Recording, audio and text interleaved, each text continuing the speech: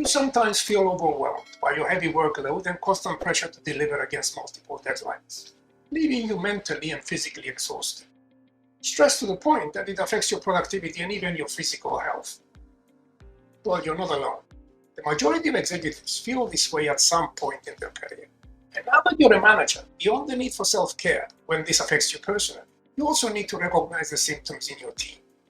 Exhaustion, disengagement, lower productivity, cynicism.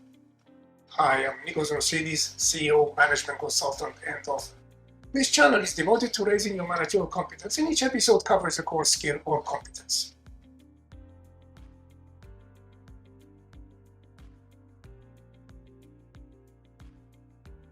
Common symptom of feeling stressed is burnout, defined by the World Health Organization as a syndrome that results from chronic workplace stress and has not been successfully managed.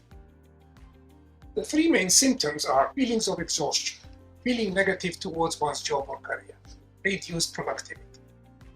When it affects us directly, we need to step back and deal with the causes by possibly setting better boundaries around work, family, leisure, and managing our energy levels.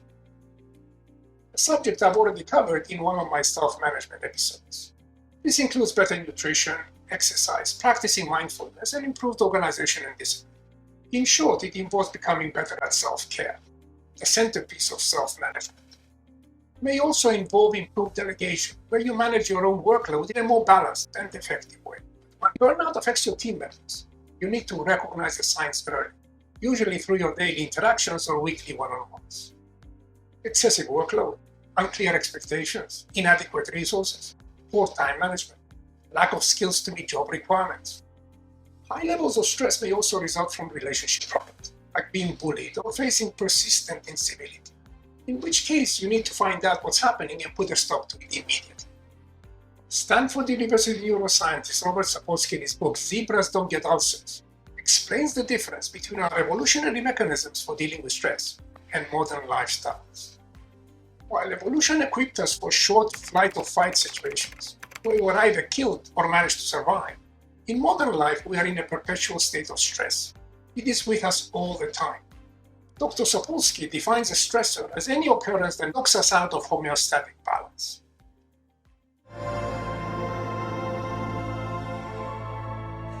If you're a normal mammal, what stress is about is 3 minutes of screaming terror on the savannah, after which it's either over with or you're over with.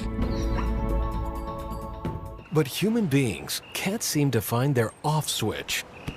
We turn on the exact same stress response for purely psychological states, thinking about the ozone layer, the taxes coming up, mortality, 30-year mortgages. We turn on the same stress response, and the key difference there is we're not doing it for a real physiological reason, and we're doing it non-stop. The difference between running for your life to avoid being killed and non-life-threatening stressors, such as constantly worrying about money or pleasing your boss, is crucial.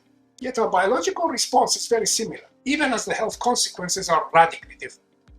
Both trigger the release of adrenaline and other stress hormones, but if sustained over time, may lead to diabetes, high blood pressure, gastrointestinal problems, and other health issues.